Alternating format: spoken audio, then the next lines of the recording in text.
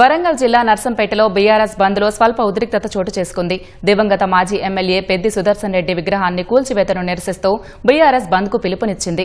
ఈ క్రమంలో బస్టాండ్ సమీపంలో ఉన్న స్వాతంత్ర సమరయోధుడు సీనియర్ కాంగ్రెస్ నాయకుడు పెండెం కిట్టయ్య విగ్రహాన్ని తొలగించాలంటూ బీఆర్ఎస్ శ్రేణులు ధర్నా చేపట్టారు.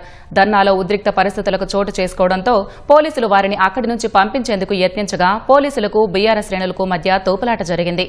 బంద్ కారణంగా బస్సులు బస్టాండ్కే పరిమితమయ్యాయి. ఈ కారణంగా ప్రయాణికులు తీవ్ర ఇబ్బందులు పడ్డారు.